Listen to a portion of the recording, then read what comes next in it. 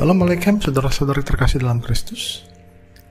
Saya pengen berbagi manfaat tentang musik. Saya mencintai musik sejak mungkin saya SMP kali ya. Dan sejak saat itu sampai hari ini saya masih terus mendengarkan musik. Jadi dalam hidup saya yang paling sering bermasalah itu adalah pikiran saya yang melantur kemana-mana gitu. Pikiran bercabang-cabang. Istilah kata tuh percakapan dengan diri sendiri ya. Jadi self talk gitu, kesadaran kita. Kesadaran kita ini berkat karunia. Karena kalau tidak, kita tidak bisa merencanakan sesuatu untuk masa depan. Ya kayak hewan gitu, hidup hanya untuk saat ini. Dan kesadaran ini juga yang memungkinkan kita untuk mempertanyakan kenapa kita ada di sini, kenapa kita diciptakan, apa tujuan hidup kita, ya, kenapa Tuhan melakukan ini atau itu untuk kita. Nah ini semua berakar dari kesadaran tadi itu. Yang jadi masalah itu kalau suara-suara dalam pikiran kita ini terlalu banyak, overdosis.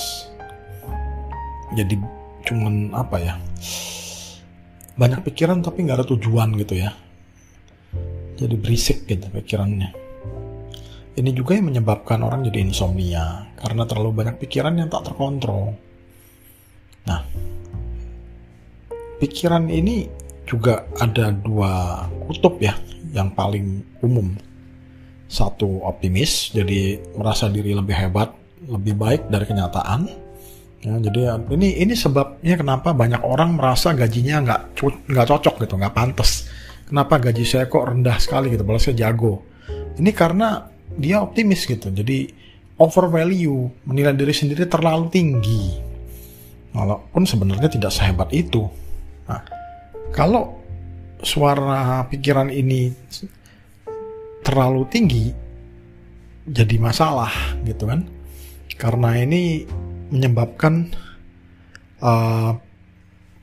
prediksi dan perkiraan yang melebihi dari kapasitasnya sesungguhnya. Karena itu kenapa Tuhan meminta kita untuk selalu rendah hati dan belajar gitu. Karena memang ada cenderungan kita tuh terlalu percaya diri gitu. Nah, lawannya adalah pikiran-pikiran negatif yang membuat kita, aku nggak layak, aku nggak pantas, ini itu segala yang sifatnya merendahkan diri sendiri. Nah ini akan membuat orang tersebut jadi depresi pada akhirnya.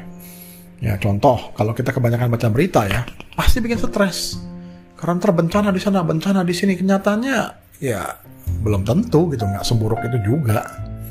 Yang kayak saya lihat gitu berita sekarang bencana di mana-mana. Tapi saya keluar rumah, langit cerah, saya naik sepeda, saya bahagia.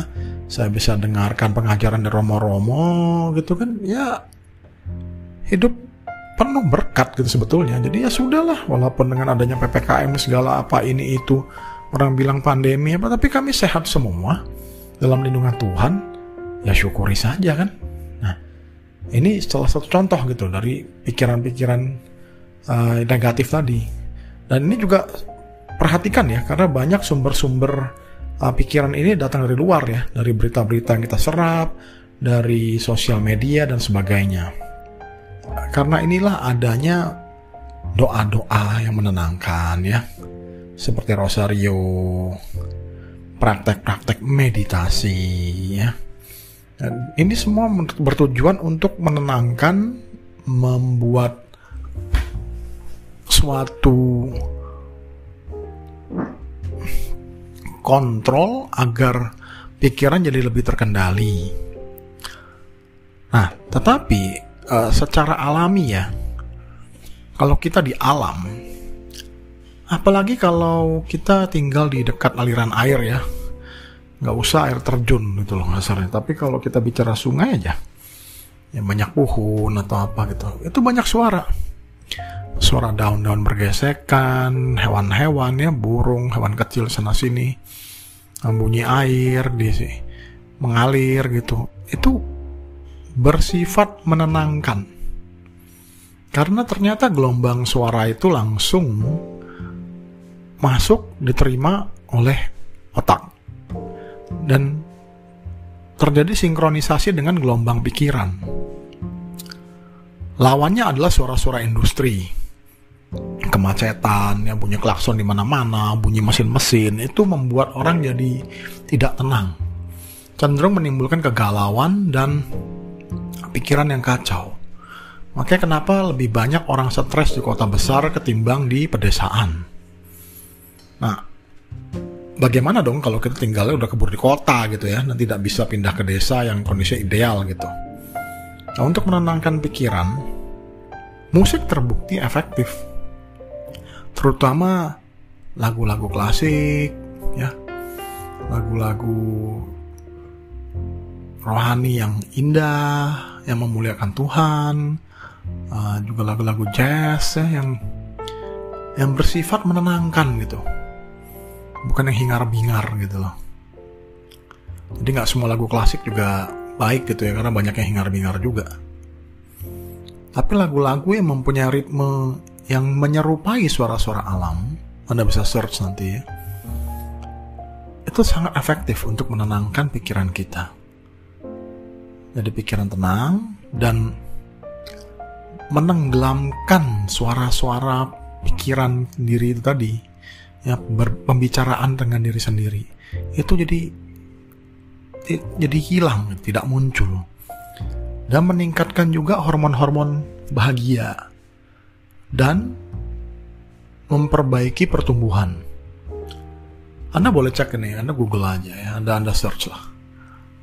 Di mana para ilmuwan tuh mencoba menanam tanaman di satu kontrol tanpa diberi suara apapun, satu diberi lagu-lagu rock, satu diberikan lagu klasik, dan itu terjadi perbedaan dalam pertumbuhan gitu. Suara-suara yang berisik itu membuat pertumbuhan terhambat, sementara lagu klasik itu membuat tumbuhan itu lebih besar.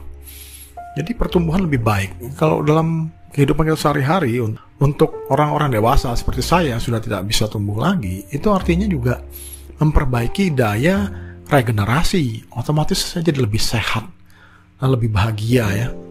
Nah, ini penting gitu di masa-masa sekarang apalagi ya.